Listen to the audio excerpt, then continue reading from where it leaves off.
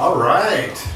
Welcome to Angry Cow Poetry in the Rialto living room. We have an amazing feature. I think most of you are familiar with our feature.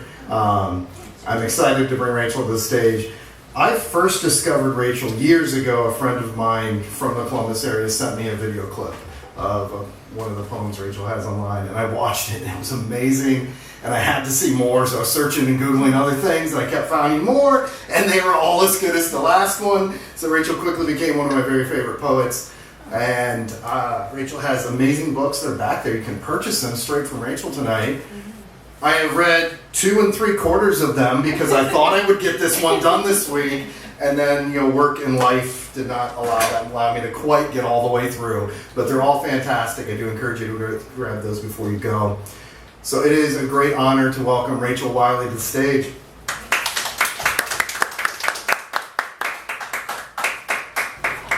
Thank you all for coming out. I appreciate you. I feel like, I don't know, since the pandemic, I still haven't read out a lot after doing it for so long. It's like, it's weird again. It's new again, so I have some nerves. So just so you all know, I'm not a cold person, I'm just nervous. I have a lot of family stuff going on right now, both in my actual family, and I've been watching a lot of V.C. Andrews adaptations on Lifetime. You really gotta take a couple edibles and do that. Like, it's a nice day, get yourself a tall glass of iced tea. I'm just saying, it's weird. And it's a really weird time in my family, and so I'm going to read some family poems, some old ones, later some new ones. But I'm going to start with some old stuff, because I haven't read this stuff in a minute. Purple Hearts. The night my 87-year-old great-grandmother died, she was coming home from a date. But wet pavement and impractical shoes, a broken hip, a body in shock, a passing. The first time I ever heard the word slut, it kettle steam slipped from between the plastic pearl veneers of my Aunt Dolores as a procession of antique soldiers in their dressiest dress blues from the VFW where my mama gave out warm plates and warmer hands to troops of empty-housed men. They filed one after another, dropping the contents of their left breast pockets into the box where my grandmother lay, beautiful in far too much rouge, delicate like some ancient corsage. And I decided right then and there that someday I want to be a slut just like Grandma and be sent up to glory on a parade of grateful, unlonely hearts. Yeah.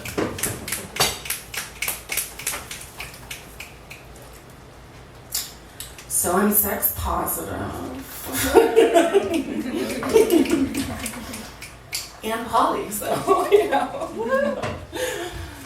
Just put that out there. Gotta let the universe know. That's right. Conversations with my father in a dunk tank. When you met my mother, was she all the best parts of the soil and all the brightest spots in the sky? Did she kiss from you the ember-warm ashes of fires long burnt out? Do you remember when your loved turned attic-trapped bird and started slamming its own feathers out against the windows, wild-eyed and desperate? She warned me to run from men with treble-clef heart lines. But someone went and stole the guts from the player piano in my chest. Now it's just a piano. I have to make up the songs, work the pedals on my own. Some days when my toes don't quite touch, I rent the space to a boy with longer legs and nimble fingers. He can read sheet music, Dad. It fills my mouth with a buckshot of music notes. He smells like first love. I would run through myself to get away, but I am no runner. The empty refrigerator in my stomach wants to know where Florida is, and if we are there yet, and if when we get there we will find all the runaway fathers living under dining room table forts, sitting on thrones of unmailed birthday cards. We never changed our number, Dad. It still rings to the same black wall-mounted telephone that hung in the last house we all lived in together. It was sole witness to the day that the roof above the kitchen fell in on Mom. Did you hear about that? Did you worry? I bet you didn't know that the crane that came to fix it rolled right over the parsley patch I tended to. We never have been very good at growing things, you and I. When I was the same age you and she were, in the end, I moved out of a garden meant to grow nice Christian girls into good Christian housewives. I walked off one day with no shoes, the taste of glass and feathers heavy in my mouth. I understand a few things about leaving now, Dad. I don't remember you going. Only the way Mom started saying father through her jawbone until we stopped asking where you or Florida were anymore. I learned how to walk in eggshell roller skates with Janis Joplin giving her heart away, shaking the windows like a low-flying airplane, and then I grew up looking a whole lot like nobody in particular.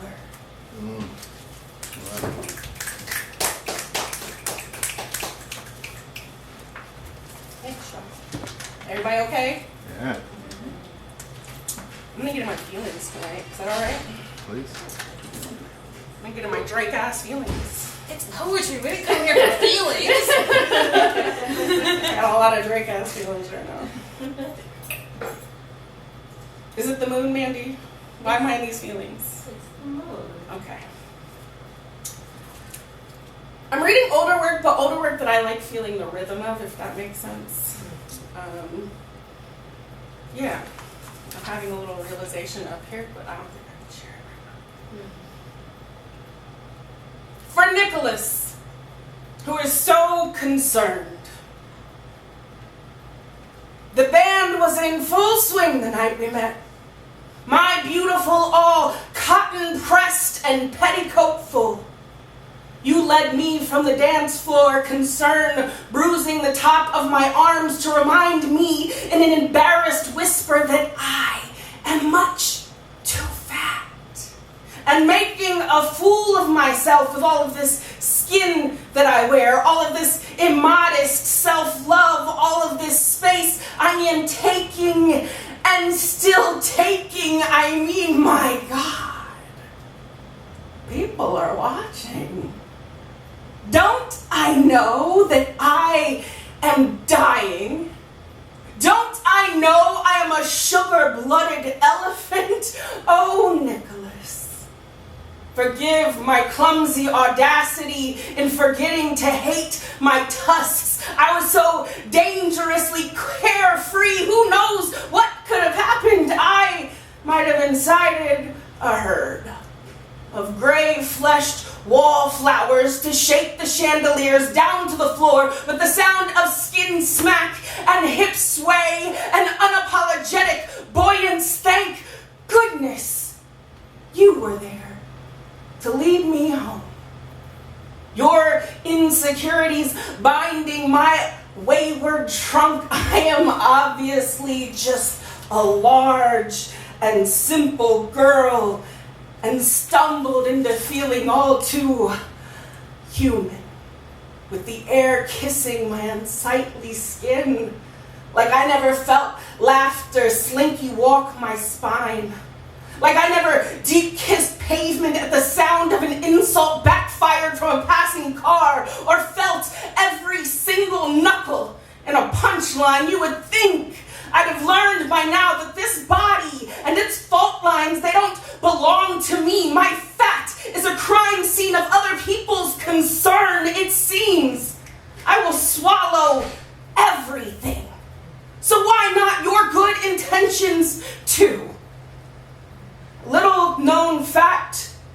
about elephants and rooms. I mean, everyone sees the elephant standing there, right? They all think they are the first to point her out, the first to tell her that she is an elephant. But the elephant is very aware she is an elephant. By nature, she cannot forget this. The room, they would never allow her to forget this. So she may as well dance.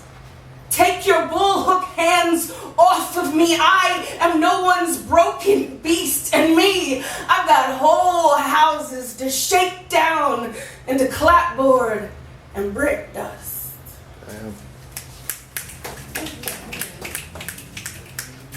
Mandy, how am I on time?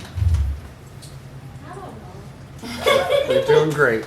Give it up for my lovely friend Mandy. Yeah, man. Brought me here to you tonight safely. Thank you, Mandy. She's the best. Let's see. Actually, I'm gonna use some new shit. All right. I have some new projects going on. One of them is a book where I don't know how to explain it exactly, but I'm making fashion sketches, but with poems. And so it will eventually be a book of these poems, and then I have a partner who is an artist, and she is going to do all the fashion sketches. And this is a book that I'm putting out with Button in the next couple years. All right.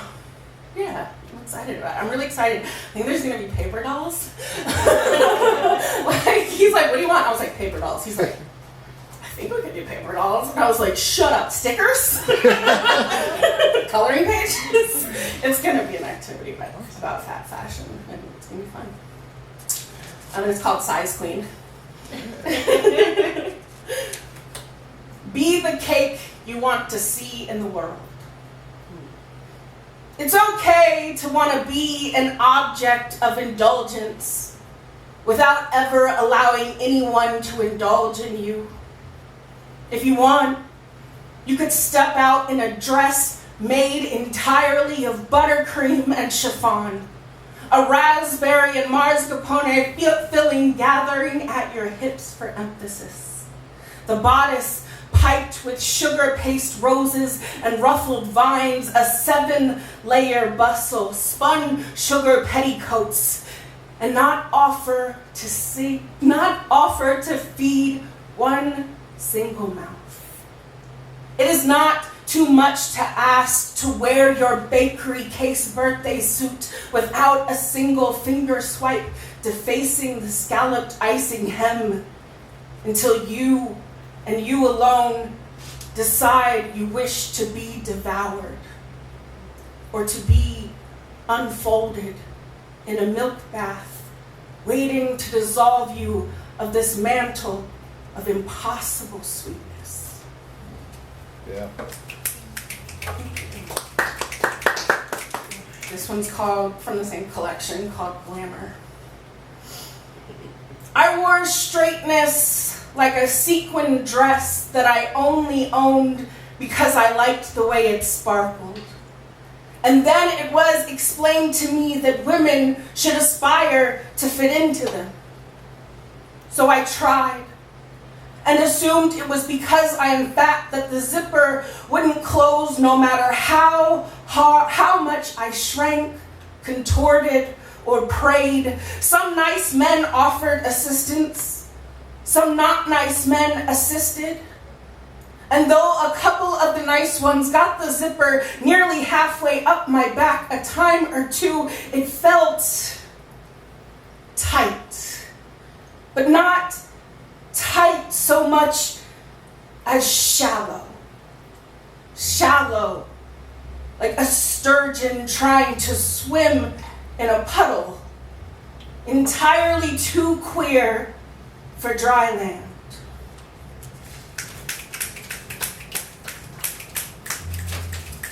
I was engaged to be married at one point in the last few years, and it went real sideways. But I did write this poem about marrying her called Trophy Wife. There wasn't anything white, pure between us together. No notion of chastity, no sterile mythology to bow our heads, no laws to observe. We decided to make up promises and try to mean them. Instead of her name, I planned to wear her grin around my neck, a gap-toothed chest plate with only my heart uncovered. Chin tilted, she was going to sing in an unknown register just for me and then roll her wallflower eyes up to the ceiling victorious. Of course, I could only marry this woman wearing gold, like poured to mend broken ceramics gold, like new teeth made from gold, like they say magic is supposed to look like gold, like the downright most lustrous gold. All right. Entertained. So this poem I wrote for my first ever girlfriend, and she was from Akron. So it feels apropos to read it now. Belly kisses. There is a beautiful woman in my bed. After a lot of awkward flirting, we started kissing on my couch, then made our way upstairs, auxiliary articles of clothing, cardigans, leggings, socks, all peeling away until all that remained between our skins are our simple dresses. Now my first instinct, anytime my dress is pulled up over my head, is to wrap my arms across my belly, less in shame and more as shield against the disgust the world constantly promises for it. I love my body more days than I don't, and that is a long fought battle. But asking anyone else to love my body still sometimes feels like asking for too much. Every time I've let someone fuck me with my dress still on, I laid in bed afterwards and vowed not to let another person inside me who hadn't seen me fully, not just seen though, but marveled at, and press their lips to all the places deemed unworthy, a promise I break every time the need to be touched outweighs the need for dignity. I am still learning how to ask for what I deserve without it also sounding like an apology. When at last I hold my breath and plunge from my dress into open air, there is this beautiful woman waiting on the other side.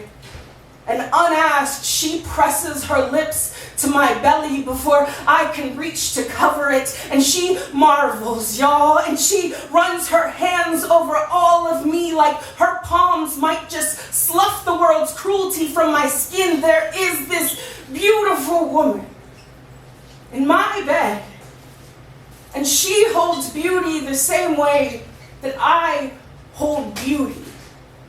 Hard won, with both hands overflowing. So when she emerges from the poly cotton undertow of her own dress, how can I help then but to love her body the same way that I have fought every single day to love my own? And now I kiss, I marvel, I reach, and her body, it answers my wanting hands. She is endless. We are endless and unshielded and weightless here in my bed. Weightless, but not the least bit smaller. Thank God, not the least bit smaller. Shout out to Heidi. She's very good. How are we doing on time? What's good? We're good? Yeah. Man. Okay. All right. Where's my other book? Let's read from the Revenge Body. This is my newer book. It won an award. I'm super excited. It's other copies have a sticker right like there from the American Library Association Stonewall Roundtable. And I was like, I got a book sticker and it's for a gay award? Hell yes! Okay, she didn't catch on. I'm gonna read this. No, wait, I don't want to read this poem. I want to read this poem. It's a little bit softer, and I'm a little keto. Ode to the Invisible Girl.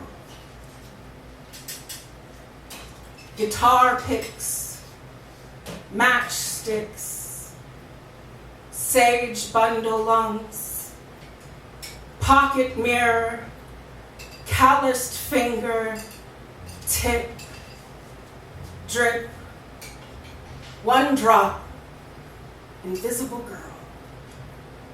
Now, if you ask me, I will tell you, but you won't think to ask. See, I pass smooth like water, like blood, one swollen drop after another. Mulatto, it comes from the Latin word for mule. Okay. So I guess I'll be a mule. Just not yours, though.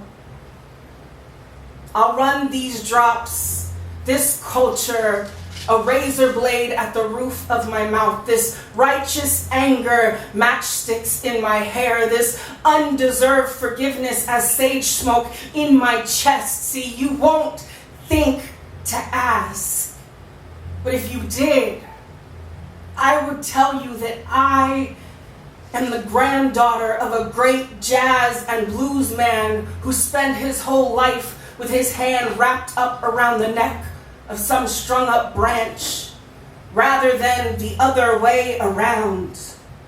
And that right there is something like survival.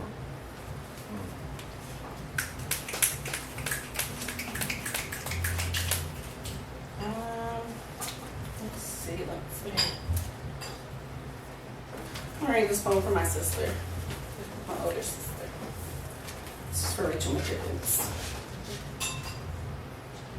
In which two women go over a cliff and retell to live about it. In this retelling, the two women in the convertible are sisters in ache.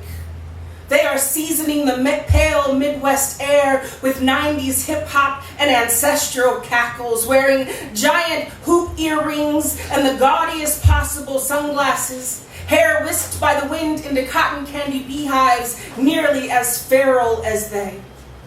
They have not murdered any men. Not literally. Not yet. Though they understand the need may arise. They pull into drive-thrus for bucket-sized, ice-heavy Cokes and towering twists of soft serve. They litter the shoulders of the highway with little bits of trauma they no longer wish to carry.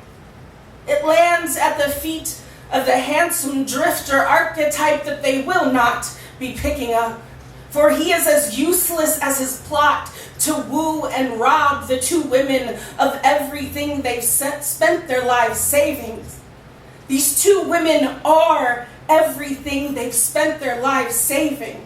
His itchy hands could never hope to contain them. The two women have no room for him anyway. They travel with a backseat packed with dried roses and sage and an entourage of ghosts so thick they have to ride with the top down even in the rain. In this retelling, the two women in the convertible will not be cornered, will not be forced to choose between a plummeting death or manhandled justice. In this retelling, the two women in the convertible have already grasped one another's hands and driven off the cliff, astonishing everyone except themselves when they make it to the other side. See, they were always gonna make it to the other side. Everything ahead of them is just a victory lap now.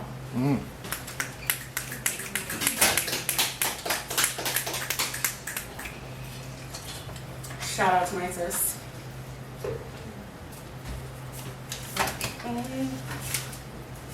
Where are we going now? Huh? We're at 20? So we can take a break and I can decide on some poems. Sounds good. Awesome. I'll see you guys in a little bit. All right. Don't make it weird. All right, you Let's give it up for Rachel Wiley. Fantastic job. So Skylark, I don't know if you'll remember this or not, but we were looking at poetry books, and you said to me at that time, like, I don't ever buy poetry books until I've heard the poet read, until I've heard their voice. So when I read the poems, I can envision with that voice. And Rachel's voice is just such a powerful tool. I mean, on paper is amazing, but then just magnified when you actually hear Rachel in person too. So been a great honor for that. We're going to take a break. We've got food in the back. Michael's got you if you want some sandwiches. Steph will get you on drinks over the other side of the bar. It is suggested $5 donation for those willing and able. We do pay our poets here. You can throw it in the tin, or you can throw it in the little thing on my table there. Or you can buy books from Rachel and support her that way as well. So, all right, take a few minutes, chat, network, talk to each other, get food and drinks if you'd like. Restrooms down the hall. All right, we are going to start back up here with the open mic. Thank you all for being here tonight. Skylark is going to come up first on the open mic. Skylark is one of the people who really got me into performing poetry. Like, I had written some, I was showing up at open mics that Skylark was running, and yeah, invited me to actually come out and perform and feature, and it was a lot of the reason why I went from just occasionally writing a tiny bit here and there to writing much more frequently. So please welcome, first the open mic, Skylark Bruce.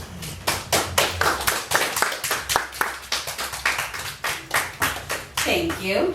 It has definitely been a hiatus. We're approaching 4 years since the last time I was like really at a poetry event. Wow. I've certainly written things in the meantime, not with the pace that I used to, but I did write a piece at 7 p.m. today, sitting here. So it was, percolating in my head on the way here, and then I actually got it into the phone once I got here. But this one I wrote back in February, and it is kind of a summation of 3.5 years of activism. It's called Frustrations of a Local Public Policy Activist. How do you say what's already been said? Already been said. Already been said. How do you say what's already been said to a steamroller without ears?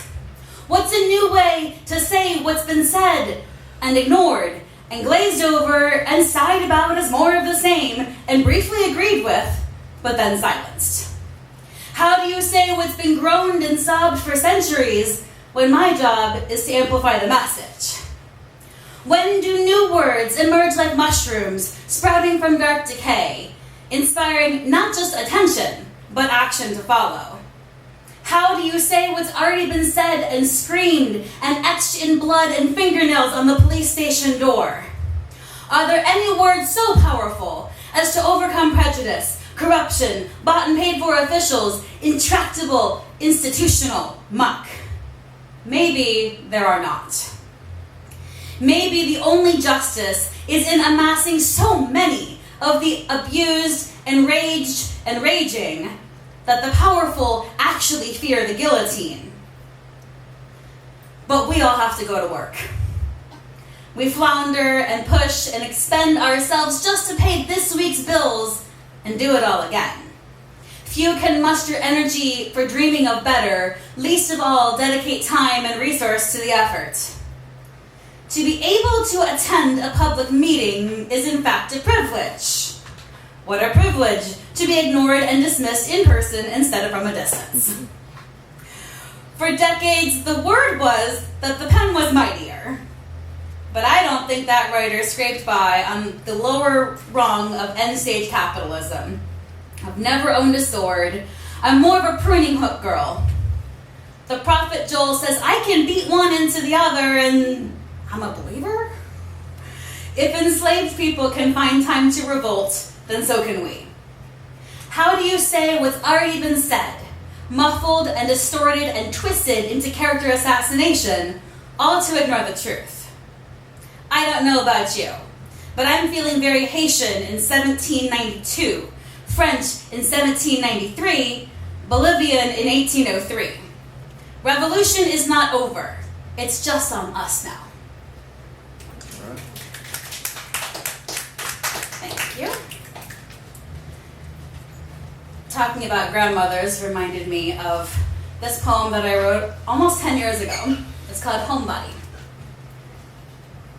She lived confined, cooped up, isolated but for smiley visitors. They had various names for her.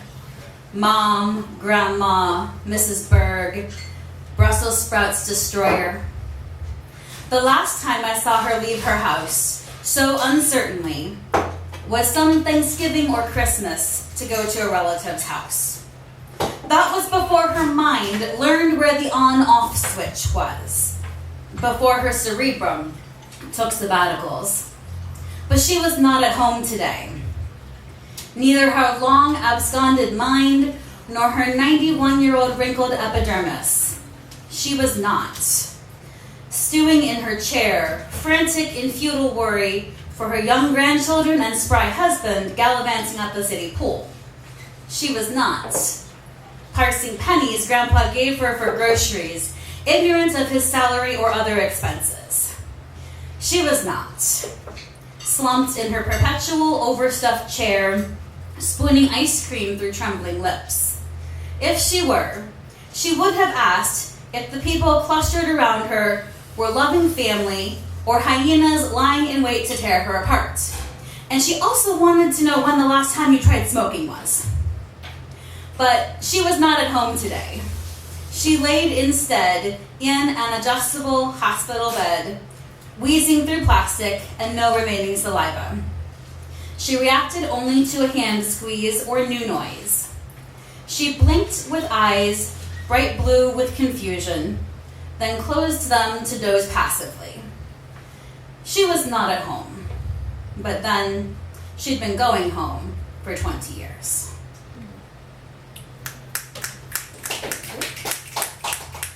All right, and now the piece that I wrote while sitting here. Doesn't have a title yet. I couldn't tell you, couldn't love you, couldn't risk you going home with glowing stories of time spent with Aunt Skylark. I couldn't risk it because I knew that you would be punished. He would punish you, discipline you for the sin of me existing, sin of being someone adamantly opposed to his control. So I removed myself so he wouldn't. Silenced myself because I already knew her ears were closed. Saved it for later in the hope that later actually existed. Yes, I was tired of his fully fictional diatribes, but those I could handle, aimed at me, adult, while I knew the truth. I knew he would stifle any sound from your child ear that he hadn't put there. So it was better to give him fewer reminders that I exist. Better to fade into the several states removed, waiting for my sister to land on Earth. And she has. I thought that parachute would never land, or that she would be burned up in the atmosphere of his chaos. She landed, and into the support system that family pent up over 17 years. We can finally love them, finally tell them, finally risk the truth. All 4 kids will spend the rest of their lives unraveling the badly constructed but very tightly knotted straitjacket of Dad's extreme borderline. After the recent local death of someone who I knew was 3 times the monster of my brother-in-law, perhaps I should be grateful he isn't more of a drought of reality. But it hardly matters how extreme the abuser parent is when the other parent is still under the chloroform. And my sister woke up. The call is no less challenging since they have to live in Florida, at least until the divorce is complete. It's safe to say that that you do not actually know who I am, and I do not actually know you. Aside from you knowing that I am the worst person on earth. So to Sebastian I go, not forever, just a week. Brilliant plan, Florida in August. But this trip with a dramatic and pungent difference over the last 17 years. I watch my expectations scurry ahead of me and remind them that getting to know anyone is not a solely thrilling experience. Reasons to hope can quickly shapeshift into disappointment and resentment. But hope I will, with the wisdom of 40 years of getting it wrong. I couldn't love you before. I could pick the four of you out in pictures, tell others your names and ages, but I didn't know your favorite foods, which toys you threw across the room, which of your pets prefer whom, whose new best friend was chased off last week by your belligerent, paranoid homophobe of a dad. I will become an expert on Ella, Fiona, Octavia, and Willow. Not in a week, but now we have time. I couldn't love you before, so it's on now.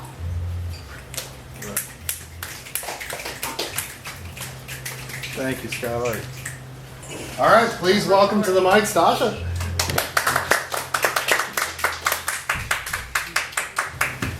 So this will be my third time reading in 10 years because I have severe social anxiety. And I'm in front of Rachel Wiley.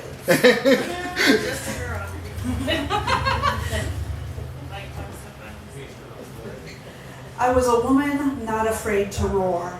I'd gnash my teeth to any trouble at my door.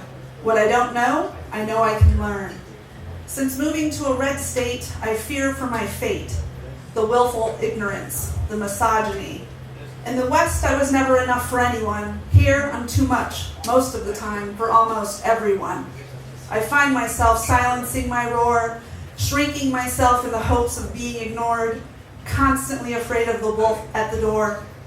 I used to use my power and privilege to affect change. But here, it's so dire, I wouldn't know where to begin. And my power? Well, she still resides in California.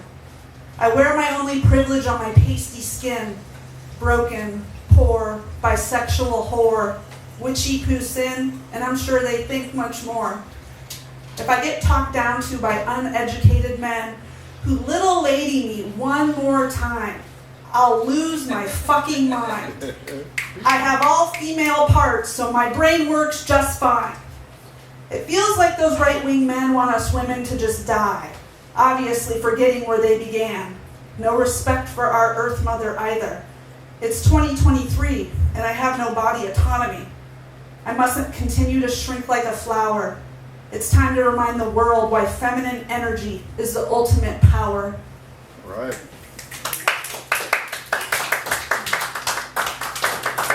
Well, I'm so glad you came up to the mic after, what was the timeline on that? Third time in 10 years. 10 years, wow. I'm glad, Skylark, you were up on the mic again for the first time in a while for you as well. All right, I'll do a couple myself, and then we'll bring it back to Rachel, unless anyone else is adding themselves to the open mic. I'm going to do, this is, it's I guess two of them, but it's a blackout poem, which is pretty much, if you're listening, the same thing as an erasure poem. And if you're not yet familiar with that, you take something that's already in existence and you get rid of words that you don't want in there to create a piece within it. So if somebody writes an article that's like, how to kill a lobster without feeling bad about it, and you don't think it sounds exactly how it should, you can create your own. So this one is, there's two versions. This is the version that says what I think they are saying, and then I have another version which says what I think they should have said. So how to kill a lobster without feeling bad about it. Dead, processed, packaged, once swimming around, plunging into boiling water, a painful death, blue blood, kill, kill, death, kill, kill, kill, super fresh death, right between the eyes, kill, kill. Don't worry if the legs keep moving for a little while, kill, kill, kill, kill, squash them, enjoy. First one, Thank you. This one is what I think the article should say. Here's how to kill a lobster without feeling bad about it. Don't. Thank you. Don't feel better. Well, don't kill the lobster, but yeah, you know. But you can take it that way too. Absolutely. All right, I'm going to do one. It's a valid question. I'm going to do one more piece, and this one came to mind as Barbie is skyrocketing through the multiplexes. Anyone seen it yet? Yeah. I'm seeing it this weekend, so I'm a little behind, but Greta Gerwig's awesome, and I'm excited to see this. And this piece is called Plastic Playthings, which was written well before the Barbie movie. But Snake Eyes, Blowtorch, Roadblock, Superstar Ken, Beauty Secrets Barbie, plastic dolls for kids to accessorize. I think I know the next line. And cotton casual or evening splendor, cheerleader or pajama party. With sunglasses, high heels, purse, helmet, machine gun, flamethrower. You could dress them up their day at the beach or march them off to war. Societal gender expectations, each sold separately.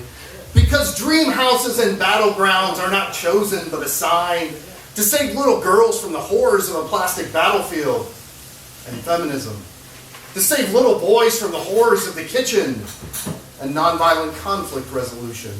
Because you have to fight but never cook to save the day.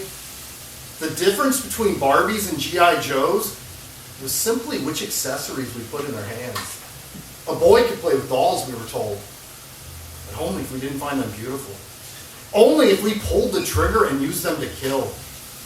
You couldn't put Ken in khaki shorts and a Hawaiian shirt and have him go on vacation or spend time with his kids.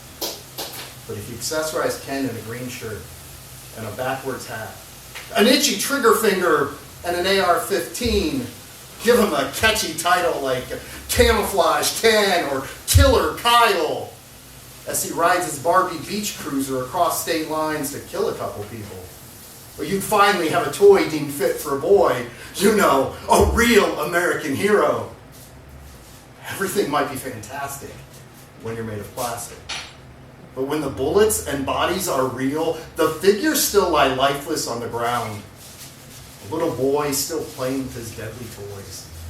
As white rage and toxic masculinity turn dream houses into nightmares. Thank you.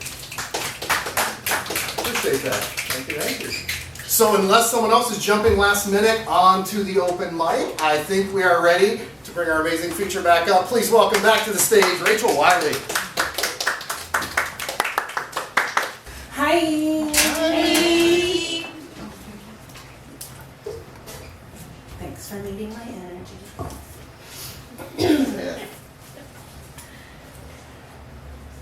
Questionnaire for future potential partners.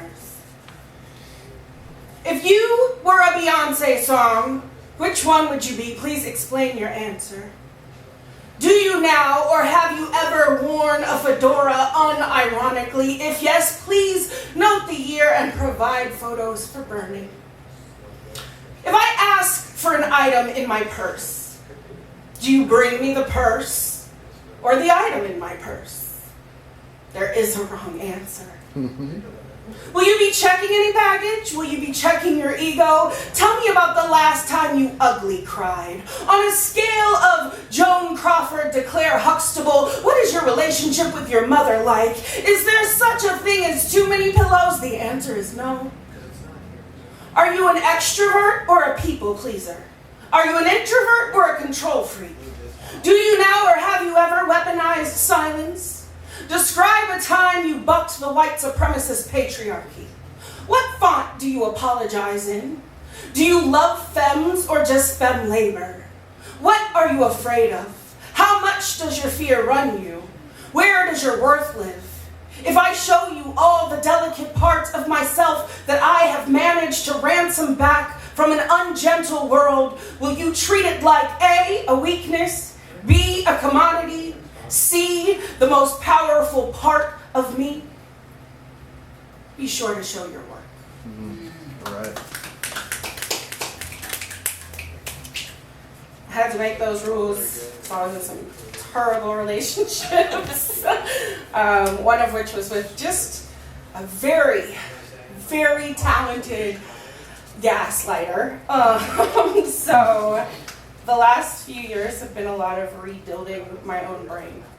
Because that shit is real. So some of my new work touches on that and the sort of effects overall that like narcissistic tendencies have had. So yeah, it's about to go here. Strap in, and of course, if you need a minute, I don't take it personally. Take care of yourself, please. Ghostlit. The night I went missing was a special occasion. I curled my hair, curled my lashes, put on a brand new dress bought by the woman I loved. I was last seen walking home wearing a full skirt of frenzied birds and a high-necked sweater, heavy dripping with the avoidant gazes of everyone. Everyone standing in the ornate theater lobby where the guest of honor, the woman I loved, walked straight through me like a Victorian parlor trick. And I rushed home to sit on my hands and wait for her to call and tell me everything I did wrong. It took months to recover my body.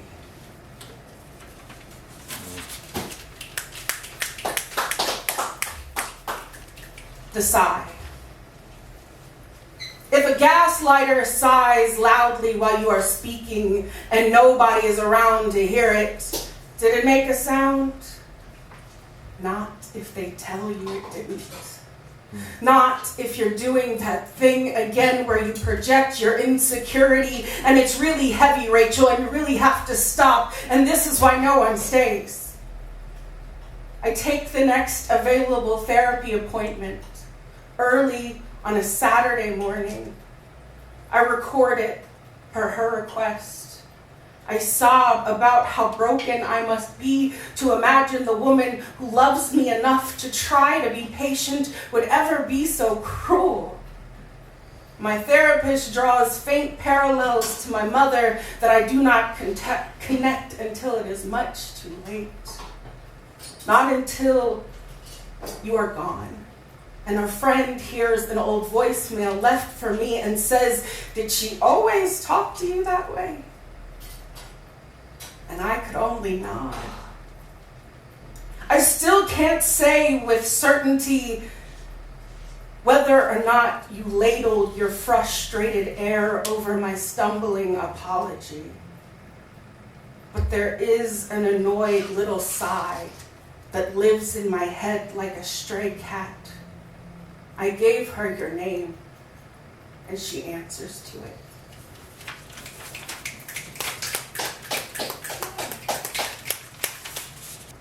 If there had been home, we wouldn't be here now. At some point in late 2017, therapy plateaued into weekly rounds of the game Clue. And at the end, you opened up the little envelope to find, once again, the murderer is your mother. Your mother with the surprise guilt trip in whatever a drawing room is. Your mother in the living room lowering your expectations for you. Your mother with the TV volume cranked louder than your suffering in the bedroom next to yours. Your mother in the kitchen telling you not to eat. Your mother in the bedroom doorway dangling the screaming fact that you are not as smart as your brother by its tail. Your mother with the constant hiss of denial. A bitter, boiling kettle. Your daddy issues were even your mother in a father mask because it turns out you're tardy to the party as a lesbian. Your mother on the lawn with your self-worth dangling between her teeth and growling at you again while the whole neighborhood circles up to watch you wrestle hopeful pieces of yourself back for her. Your therapist said you can stop playing at any time, whenever you're ready. And then it is 2018 and you're having an anxiety attack next to a dumpster behind a bougie coffee shop where to your surprise no one else was moved at the sharp crack of your mother crossing the very last sugar glass boundary. But it sent you into the alley, stuffing just enough air, just enough of your rightful air back into your flimsy lungs to say enough. And at last giving up the ruse that you could ever be the daughter that she wanted when she'd never even wanted a daughter. All right, I think it's gonna be a little happier now. Therapy, I go to it. Just so y'all know, I ain't raw dogging none of this. This is all weed and therapy right here. Okay. Oh, this is a love poem to one of my wonderful partners that lives in Rochester. One reason, always large. Because I promised her a poem about us naked, unfurled under an unblinking window. Because she painted our soft, sweet bellies cheek to cheek and warm like a snapshot of summer camp BFFs. Because I have always wanted to be an artist's muse. Because what could be more sapphic than a long-distance artist girlfriend, except maybe writing love poem drafts to your long-distance artist girlfriend and being a poet girlfriend to a long-distance artist girlfriend? Because what could be more queer than love encoded in art? Like flowers sprouting between concrete at the slightest opportunity to offer their short-lived faces to the sun for no reason other than beautiful. Because sometimes I forget I am beautiful until someone who is also beautiful nudges it gently back into my mouth with their tongue. Because she is also beautiful. Because I am also beautiful. Because sometimes I am also the gentle tongue. Because I am trying not to isolate my joys like there won't be anymore. Because I kiss her belly as she comes. Because during that last line, there's a socialized chance you maybe pictured a delicate peck delivered to a flat tummy. And it is so utterly important that you understand it was a large, soft planet of light, and my mouth was a flower that worked its way through rough layers of an entirely different planet just to bloom against her, because this isn't even the poem that I owe her. Yeah. All right. How are we doing? Good. On time? We're good, yeah. All right. I got a couple more. Yeah, got 3 more. It's not a slam, fuck the time. That's right. I mean, people might got places to be. Here with you. So earlier I read a poem about my dad, and that's about my bio dad. A different man entirely raised me. His name was Wilbert. He's tattooed on my arm. And he passed away in 2021, and it shattered me. And this is a poem I wrote when I was angry about what my mother and her little friends was saying. Heavy-hearted. Let's just say my mother and her one little friend are right, and my stepdad is no longer with us because he traded some of his later season breathing years for a third helping from a casserole dish laden with real cheese more times than she'd think he ought to. I'm not anything like anybody's doctor. So I can only imagine that it's probably possible for someone to live a life with all the full fat luxury boiled from the bones of it, and it still might be some kind of life worth living. But this is also a life that doesn't know the joyful alchemy of butter and cheese goldened against the inside corner of a baking pan, peeled free and laid still warm across the tongue. Other people's fortunes, are always so much easier to spend than our own. I doubt my mother stopped to consider that whatever is holding death at arm's length for her also comes with its own hour price. Considered that maybe he did not much enjoy watching its toll on her.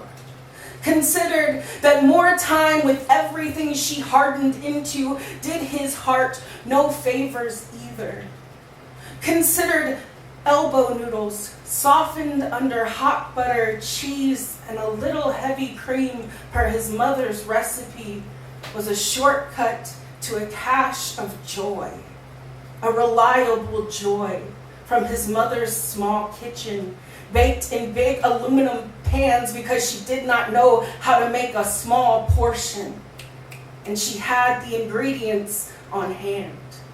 And she kept those ingredients on hand because she knew he loved it best of all. Why wouldn't he want to go back where the magic was warm?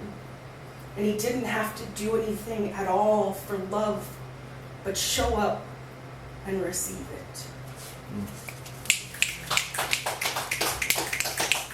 So after leaving the relationship with the gaslighter, and then my father died, I was like, and then I saw a billboard in Columbus where I was living, where I had always lived, of the gaslighter in my city. And I was like, listen, I think that's a sign, if it was ever a sign. It was an actual big ass sign telling me to leave. So I had an opportunity to come to Cleveland.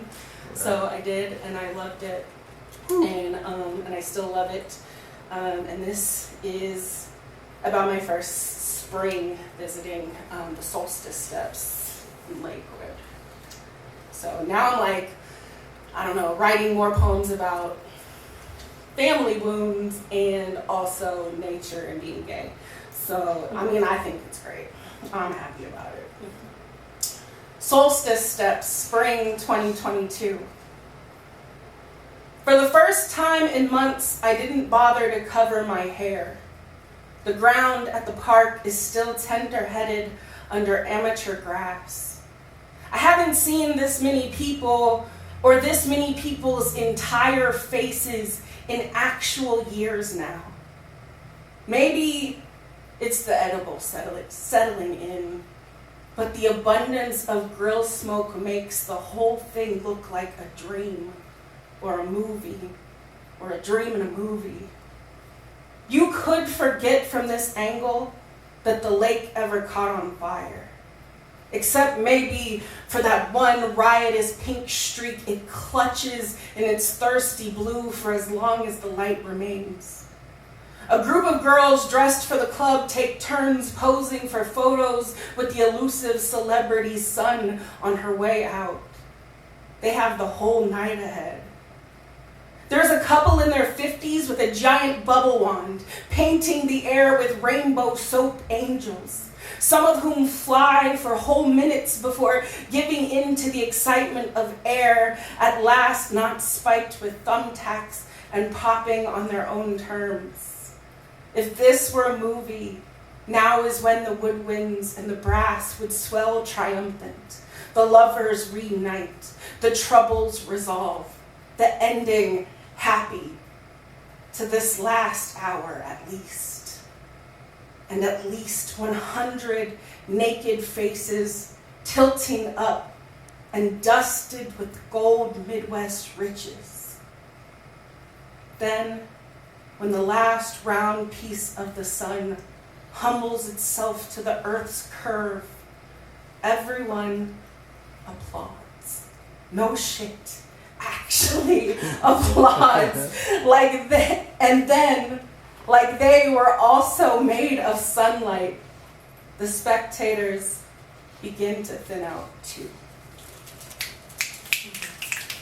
It's nature poetry shit. It's definitely not where I thought I would be, just writing odes to lakes, but you know what? Lakes are great. There wasn't enough lake in my life before. Just like I'm currently living for the first time in my life somewhere where I have to roll my trash cans to the curb. Like I've always lived in places with big industrial dumpsters right behind the apartment building. So it still blows my mind. I'm like, there's a lawn that has to be mowed. Like it's an entirely different life than what I pictured. I think this is my last one. I wrote this towards the end of quarantine, when they decided to end quarantine. Intention setting on the way out of quarantine. With the moon smiling all of its teeth as my witness, I intend to show up every day, even if only to keep audience with the bubble-headed woman shining from the spoon tops in my kitchen. To wake up in time to perfect the wing of my eyeliner, even if I know I will just cry them off without a chance to slice the sun into orange wedges. To still be wholly surprised if the cat eventually answers my dithering questions in a way I understand. I intend to outgrow, but remember how to feel so small. And to step lighter, though no less deliberately. I intend to make it into the arms of someone who will not serve me from their mother's jagged dishes and tell me to lick the plates clean. To forgive you so hard that one day, out of the blue, you will break down, guttural and gasping in the Starbucks drive-thru, and you will know why. You will know exactly why, even if you are years away from ever being able to pronounce my name. To know that I peeked between the blinds, and I saw you there, and you were so stunning. It's a shame you couldn't stay. I see my stunning too, though, and I intend now to let my stunning be seen. Thank you. Thank you all so much for coming and for listening.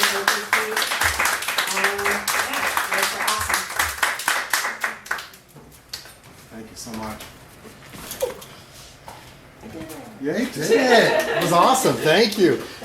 Make sure you do give Rachel a little love in the pot if you're able to and willing tonight, or buy a book or two or three, as some of you already have. Drop some praise on the way out too. Feel free to hang and chat for a little bit. We're doing fine on time. Thank you so much for coming out. One more time, let's give it up for Rachel Wiley. Next week's feature is Eric Odom. Come back, first Wednesday of the month.